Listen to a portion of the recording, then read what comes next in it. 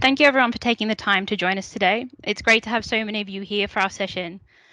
We understand it is a busy and challenging time for you, and we appreciate your support for this event. On behalf of everyone at Oxford, I would like to extend a very warm welcome. Before we get started today, I would just like to take this opportunity to respectfully acknowledge the traditional custodians of the land where we live, learn, and work, and to pay our respect to their elders past, present, and emerging. Today, you'll be hearing from experts and educators as we explore using differentiated maths in the classroom and the benefits of using an online practice program to support student learning.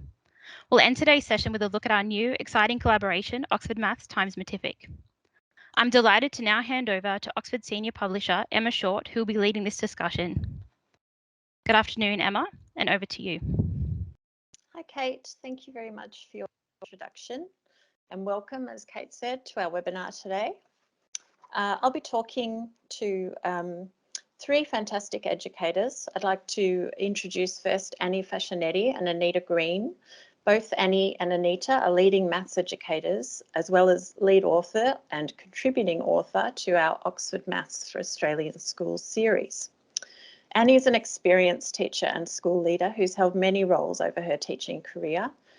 She's here to talk about the importance of differentiation in the primary maths classroom and why she's passionate about taking a differentiated approach to teaching maths. Anita is also an experienced teacher who's passionate about maths education. She's here to talk about online maths programs and how they can enhance your maths teaching and support differentiation in your classroom. After we've had an initial discussion, we'll hand over to Jacky Herman from Matific. So Jacky's the regional manager and global educator for Matific. She spent 28 years in the classroom as well, educating primary school students from kindergarten to year 6. And she's visited hundreds of schools across Australia, New Zealand and Singapore, introducing them to Matific and providing professional training. So Jacky's aim is to provide teachers with the tools and confidence they need to teach maths with passion and foster a love of maths in all students. So as you can see, we've got three really dedicated and passionate maths educators on board today, which is fantastic. So I'm going to start with Annie, and I'll just ask you to turn your camera and microphone on, Annie.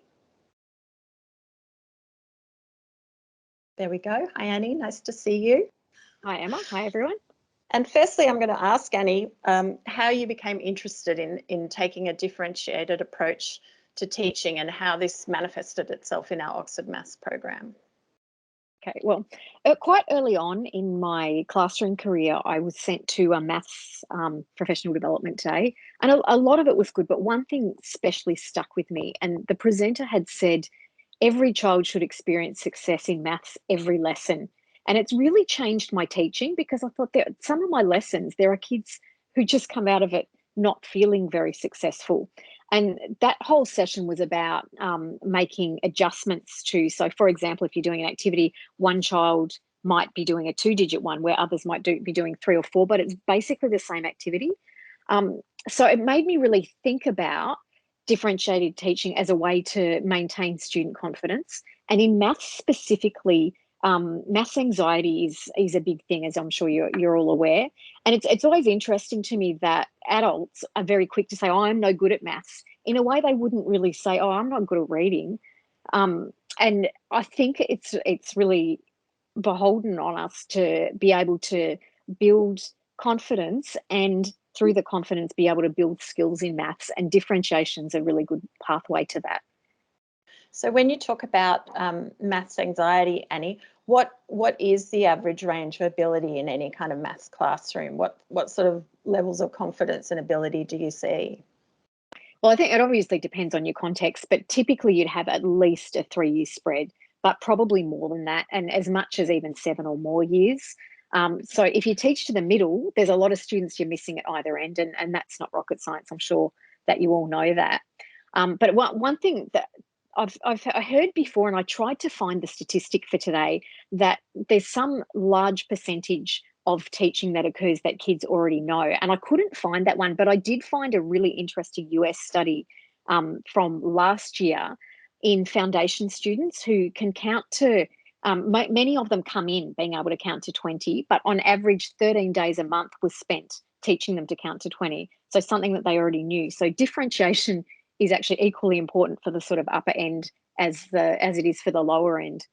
Exactly. So you're not going over the same old ground with those more able students, and really then disengaging them because of that repetitive sort of nature of the class. So in the classrooms at your school, can you tell us about some of the successes you've had or that you've seen, based on taking a differentiated approach? Yeah, one particular student, because I think it's nice to talk about one, was a year 3 girl that sort of stuck in my mind, because when I went in with her, she described herself as hopeless, and that always breaks your heart to hear that from a child. And she was struggling with that sort of mainstream activity that everyone was doing. So when we actually started and looked at what she could do and started from that point, she really grew in confidence. And with her, we used a bit of front loading beforehand. So we taught her some of the language because she was so anxious about it. But then we also started at her point of need. So for her, while the other kids in grade 3 were doing 2 and 3 digit operations, we actually went back to 1 digit with her and built the fluency. And once she had the confidence with that, it helped her to move on, so that by the end of the year, she was having a bit of school refusal, even particularly over maths early in the year. And by the end of the year, she was really proud of that progress. So I think when you see or you hear stories or you see things like that happen, it really sort of convinces you that sort of differentiation for students is really worth it. And how do you sort of put that into practice in the class? Do you have teacher aides? Do you use groups, different settings? How do you sort of manage that in practice?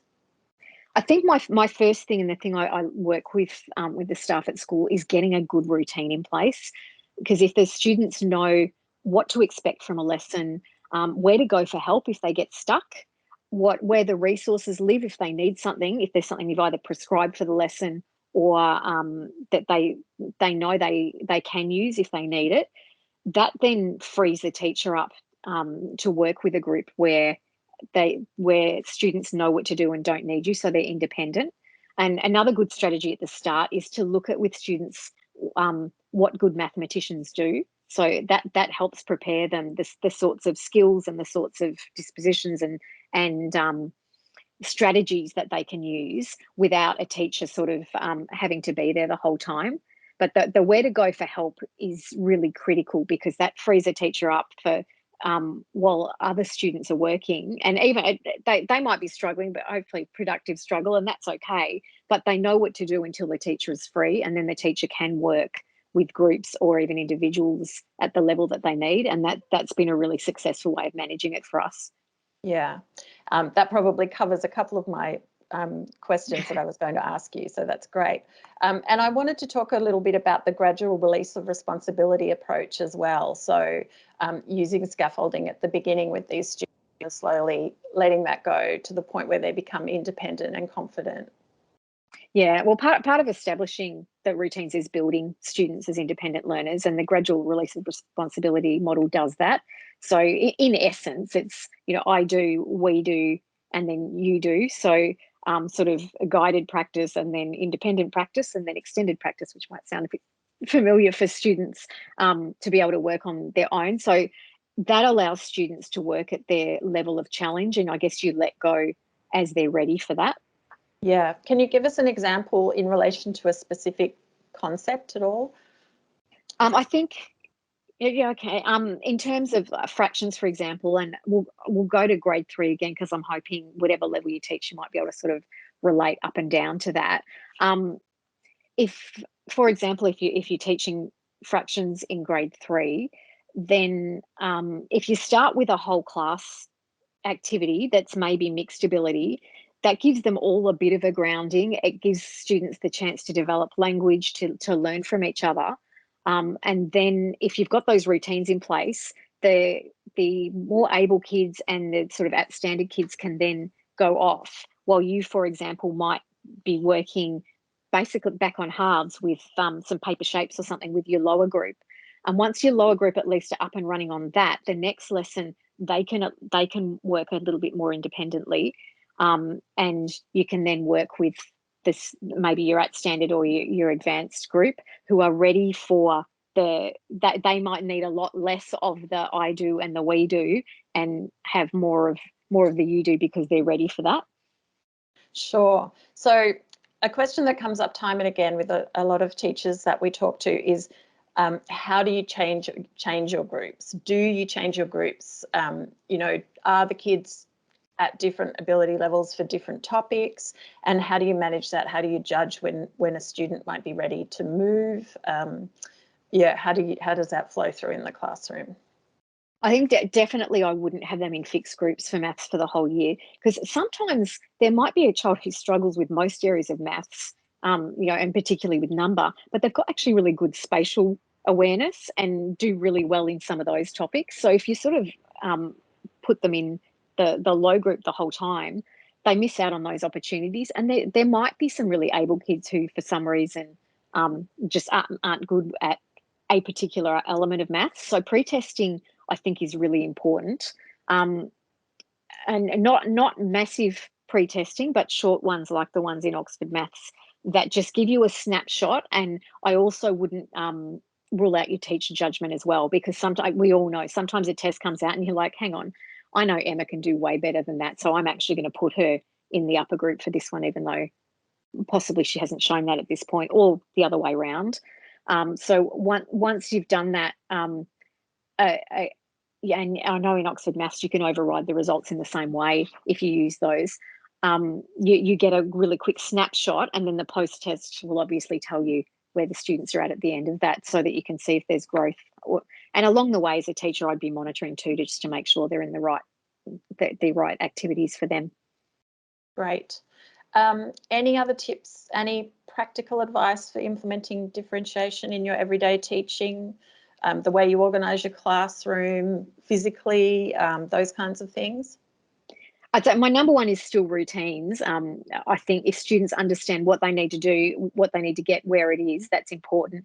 And having those resources somewhere central where they can get to them and where they know where they are is a good tip, because if they're off in a cupboard somewhere, kids aren't going to go and get them, especially if you're working independently with a group. I might set up workstations, not rotating ones, so that they're the same for every group, does the same thing, but it might be a particular group needs a particular activity, and I would put them there and have everything available for them so that it's nice and easy for them. And specific students during a lesson, sometimes when you have those light bulb moments, another really good thing is to choose them to share at the end. I know share time's a great thing, but it can also be a little bit like show and tell, where you're sitting through a child who doesn't know what to say and the other kids aren't interested. But if you can pick those students who you've gone, oh wow, Emma, that was a great insight today, can you share that? What are you going to say? So that when the child gets up and shares, they're confident. It's not a case of, oh, well, it's Emma's turn today, and Emma's going, oh my goodness, I've got nothing to say. What am I going to do? But in fact, she's excited about the learning that she's sharing, and the other students really benefit from that. And then probably the other thing for differentiation that we haven't talked about yet is digital resources, which are really handy, particularly practice topics that kids already have some understanding of. One of the good things we've found in remote learning, and I'm sure this is nothing new to you, but one of the good things about that is that you can allocate without kids necessarily seeing. So if one student's doing something that's a lot more advanced than another, it's not immediately obvious. And I think that's a really good thing to sort of maintain confidence along the way as well. Great, thank you, Annie. And that's very timely. I might get Anita to turn her camera and her microphone on, and Annie, you can stay on or turn off while we have a chat to Anita about digital learning. There she is. Hi, Anita, nice to see you. Oh, how are you? I'm good, I'm good. Good. So Anita's here to talk about online maths programs and, you know, the explosion of digital maths in our classrooms over the last few years. I'm sure, you know, we'll all agree. And that's happened at home as well. And especially for those of you who are from New South Wales or Victoria, especially Victoria, over the last 2 years, you know, remote learning has become so huge, and schools have relied on digital maths programs to get us through this really difficult period. So nearly all primary schools use digital maths in some form. Some schools are bring your own device. Some schools mandate the purchase of equipment, obviously, and many prescribe online programs as homework away from the classroom too. And parents as well, we know, are really keen to get their kids doing online maths as a good use of screen time at home.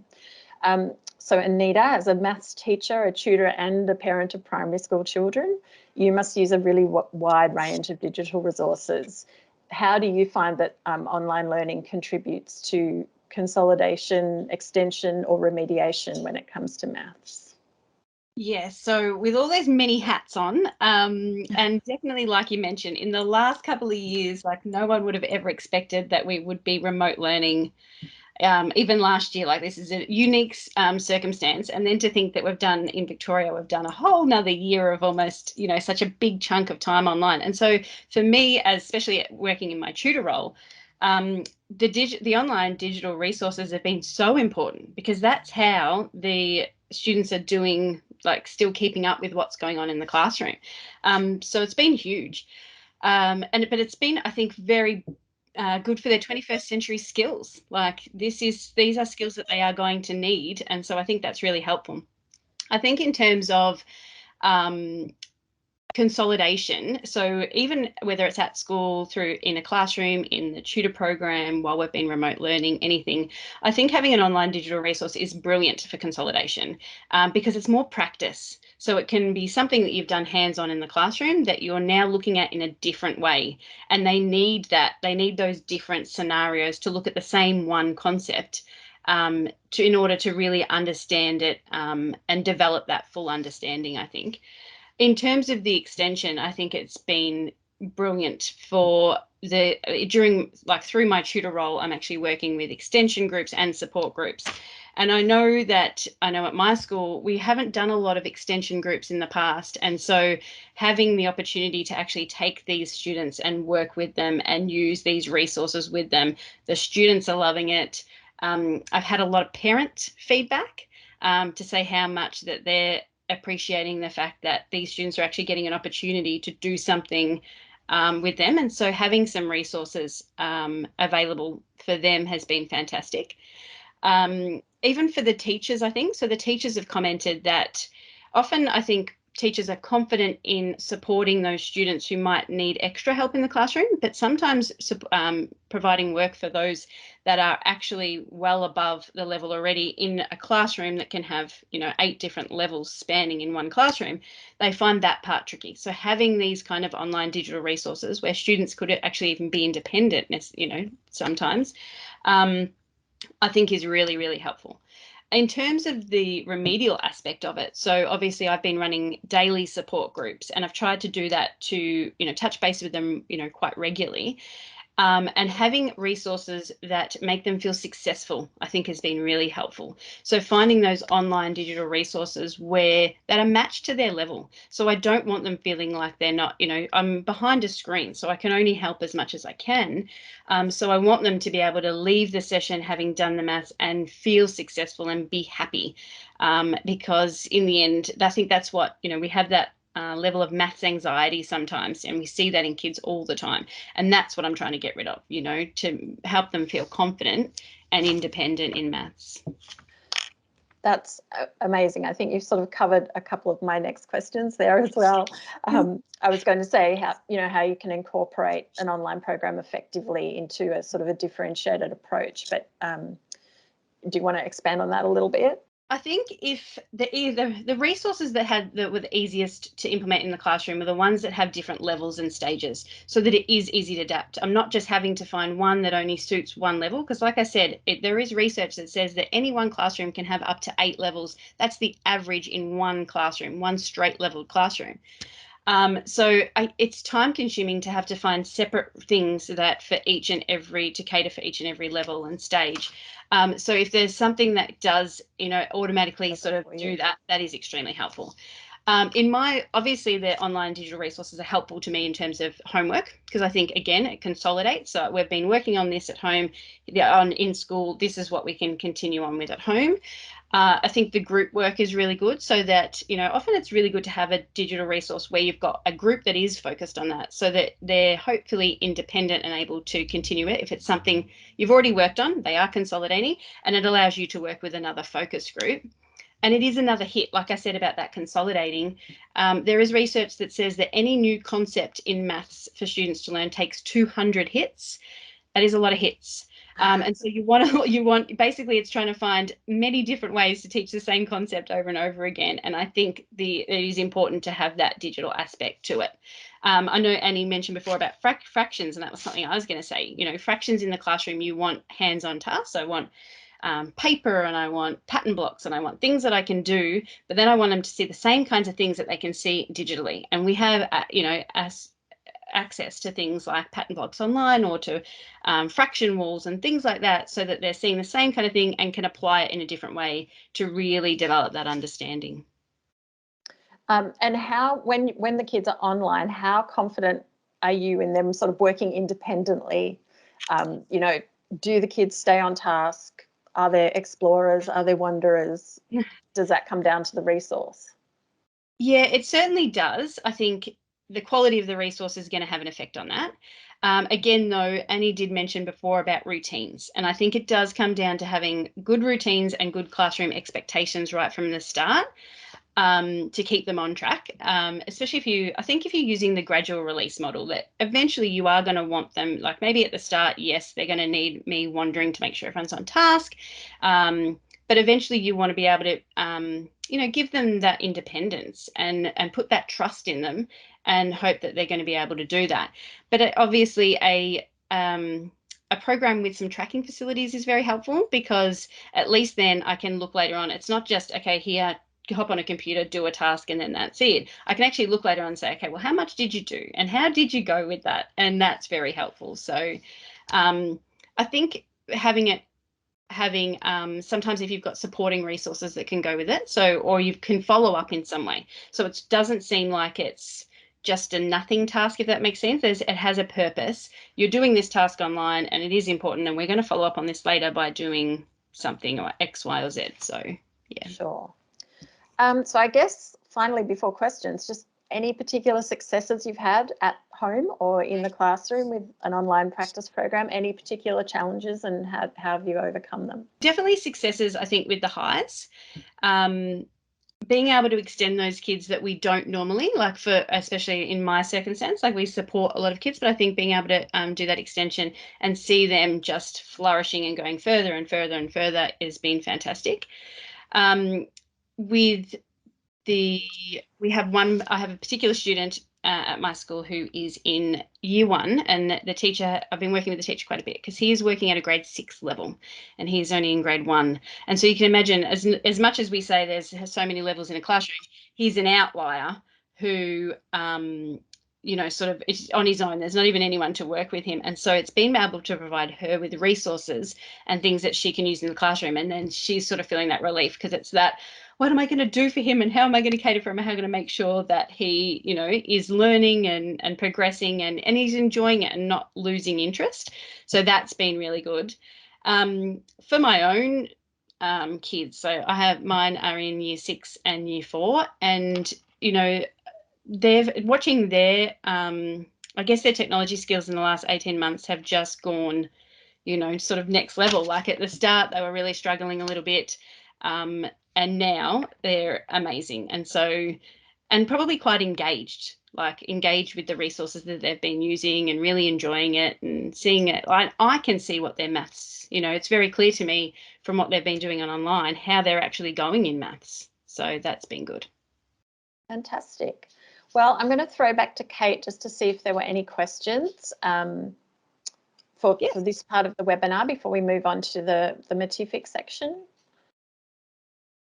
Yeah, thanks everyone. If you do have any questions, you can feel free to submit them in the chat box and we can read them out. And Anita or Annie or Emma, if you could jump in and answer them, that'd be great.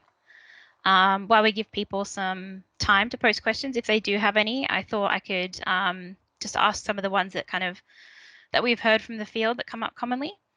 Sure. Yeah, so I'm wondering, how do you cope or manage students who are really substantially behind their peers or are really struggling to meet curriculum outcomes and expectations? That's probably one for Annie, I'm guessing. Yeah, I think a good way of doing that is the front loading that I talked about, which is really developing the language. Often kids who are super behind are on a couple of levels, and the language of mathematics is a really important one.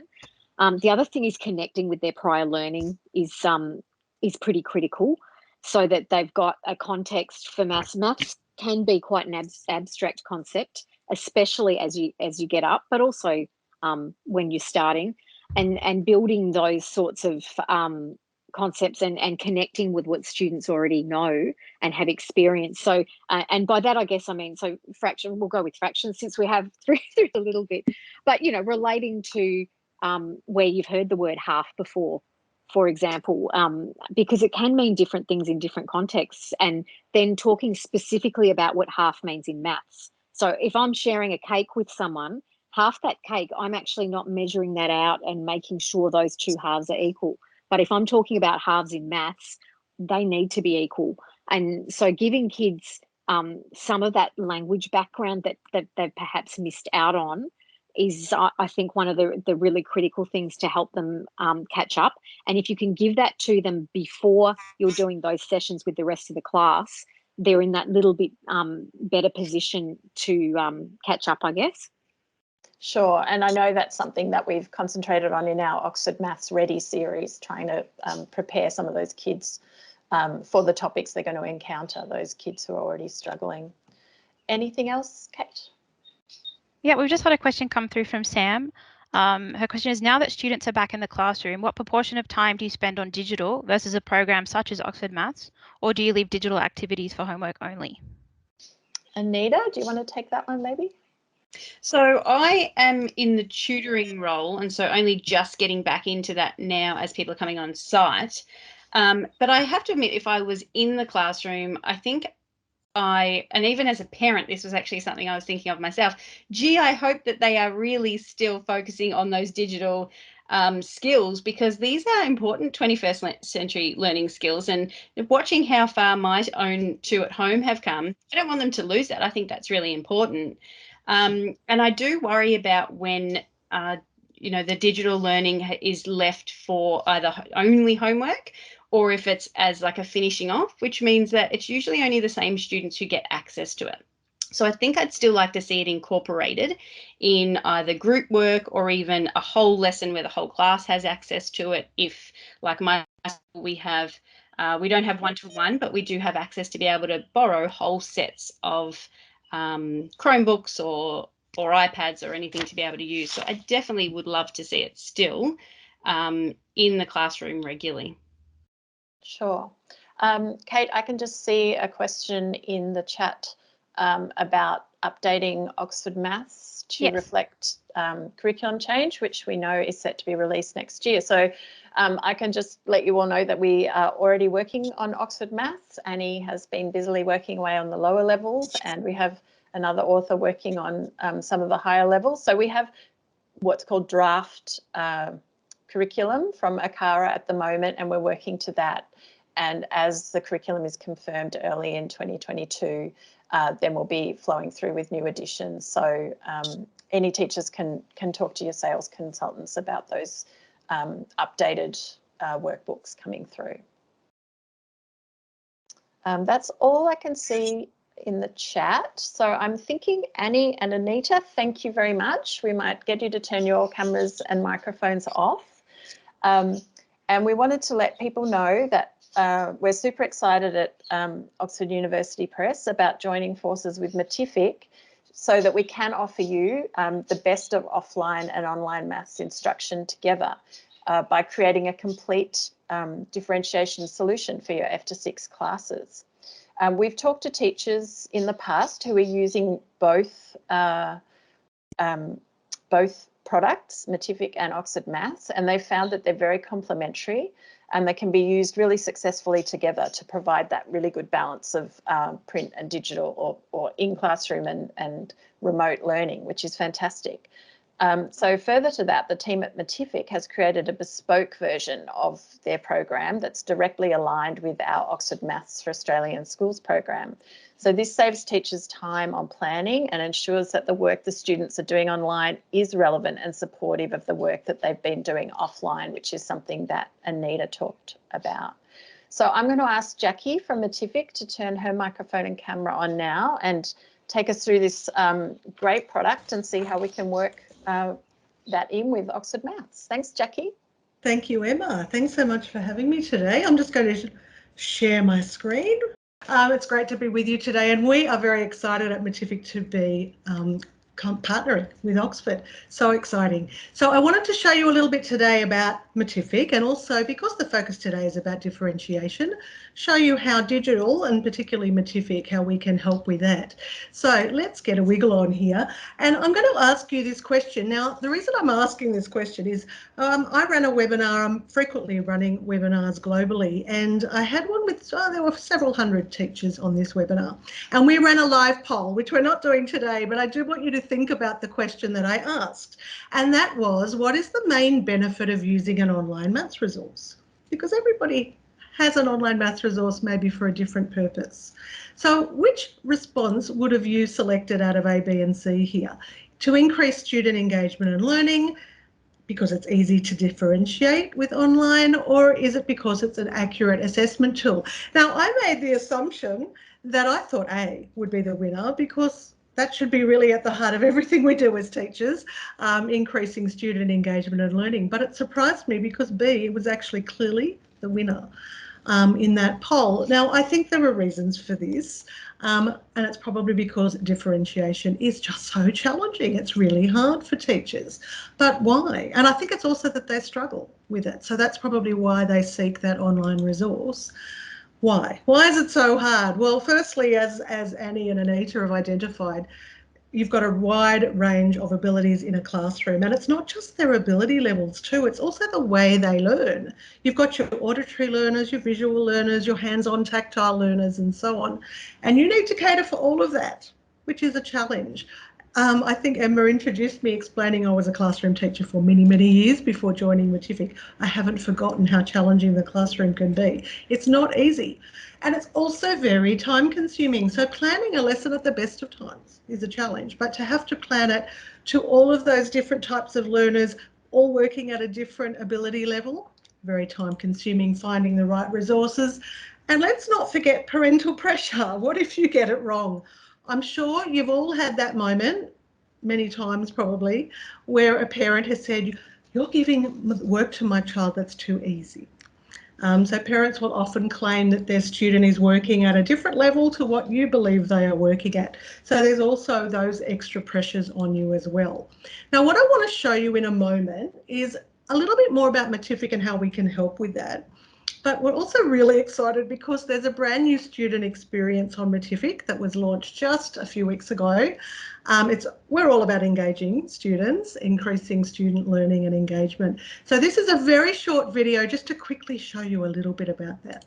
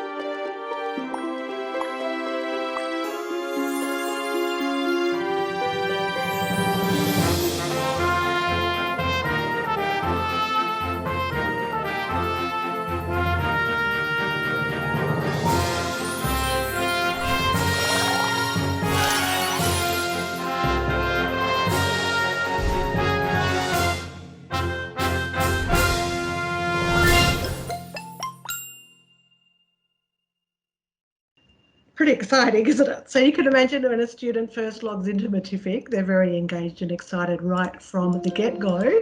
And this is just being launched in the coming days in Australia. It's a placement test, and this is all part of the new student experience. So you can really think of using Matific in two ways.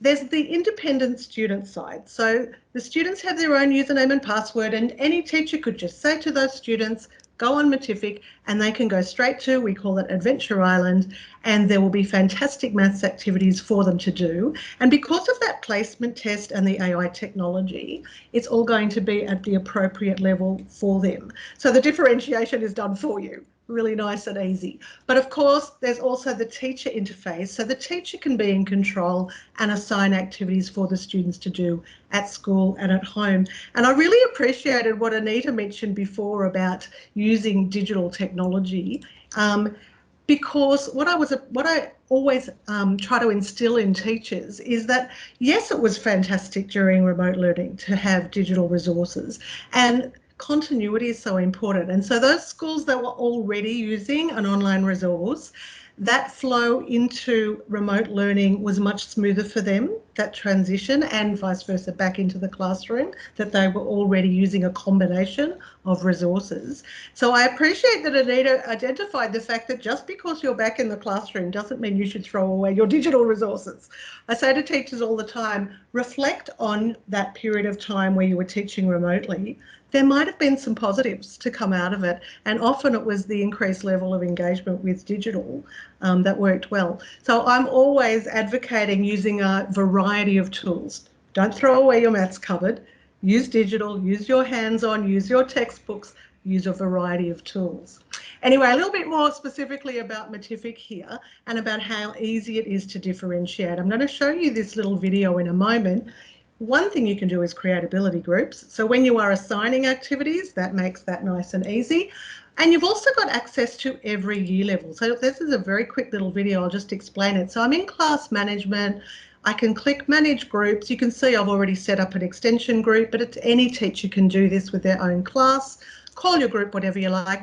One nice thing is the students don't know what group they're in, so they don't feel like, oh, I'm in the support group, or they don't know, they just log in, they've all got work to do. You can see there where you've got access to every year level, so you just select the year level you want. I'll show you in a moment how easy it is to find content, but you can see we're now mapped to Oxford Maths, which is really exciting. So if I assign that activity now, it'll go to my whole class, or I could just select a group. I can even assign to an individual student.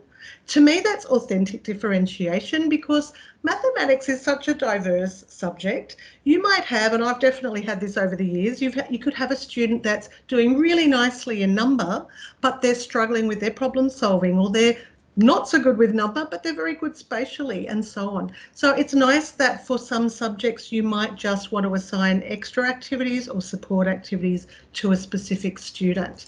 Now, moving along, I want to just show you too how easy it is to use the teacher interface, and it's really easy to find and assign activities, and great now that we are mapped to Oxford Maths. So I'll just show you how easy that is.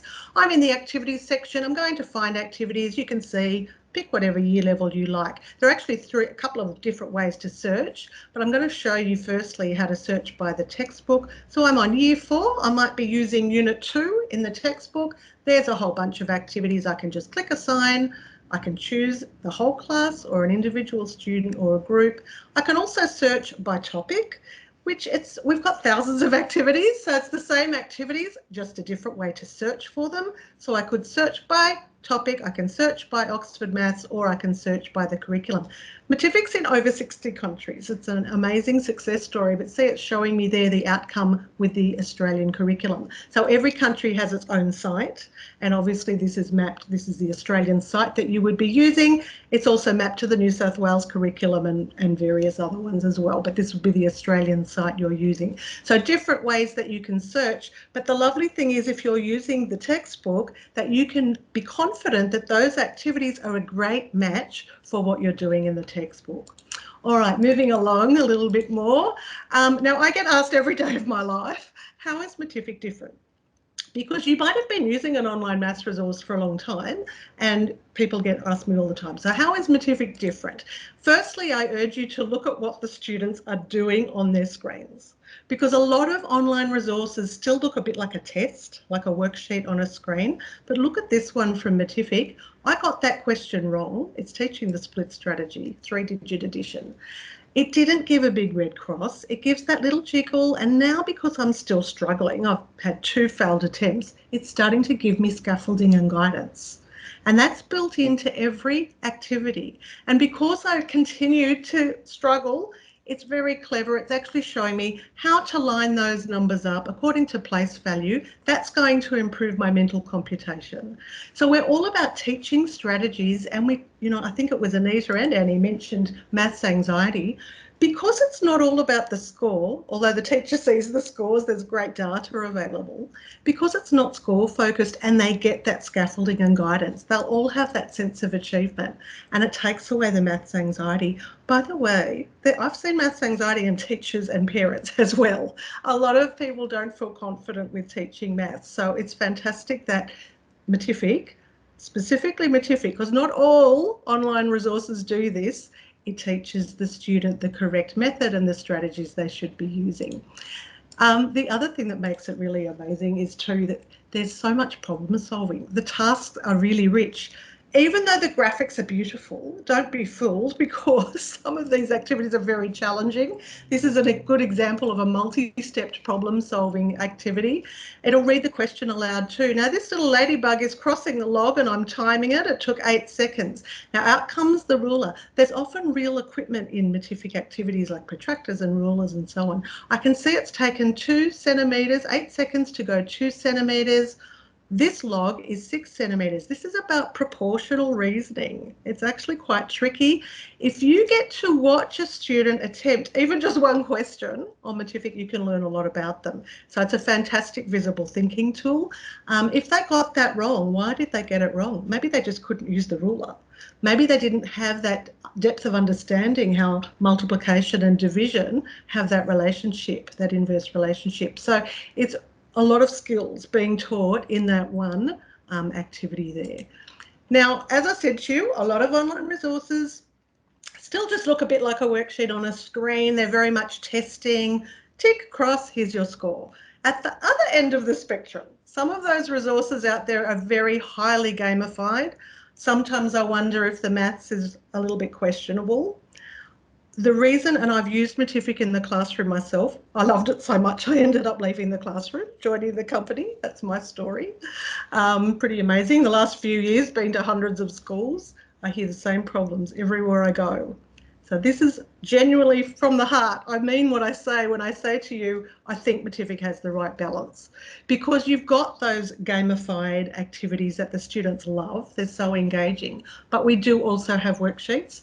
There are also word problems that you can print those. You can even change the language. Matific's available in over 40 languages, so it takes that cultural bias away. There are even workshops, so you've got the question is not there, so teachers can be creative and make up and invent their own questions, and that's fantastic for class discussions. It's brilliant as a shared lesson.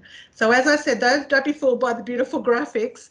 Childhood education experts and mathematicians have designed each and every one of these activities.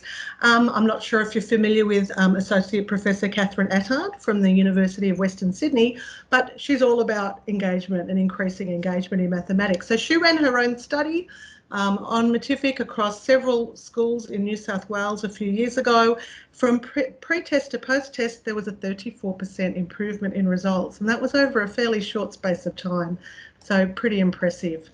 Anyway, thank you. I really appreciate your time. Now, if you would like to have a free trial of Matific at your school, we would love to set that up. Or if you, before that, you'd just like a demonstration and a bit more information, we'd love to share that with you. So perhaps the best way to do that is get in touch with your local Oxford representative, and they will put you in touch with us and we can organise that for you.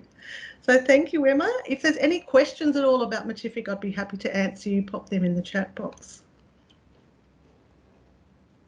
Yes, and if you'd like to find your OUP consultant, you can go to www.oup.com.au/contact. I've added that link into the chat.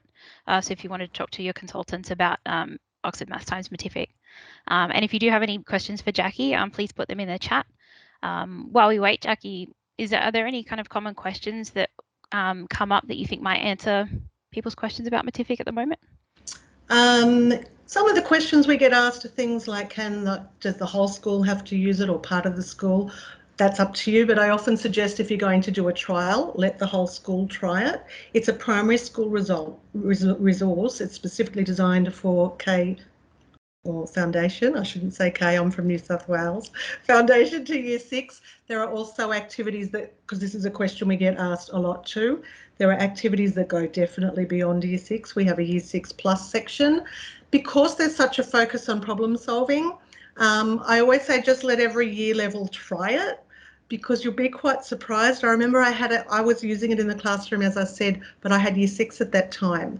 And there was one student in particular that I always remember when we started using Matific, because he was struggling numerically, and we started using Matific, and there's a pouring jugs activity that's very much mathematical thinking, and he was quite brilliant.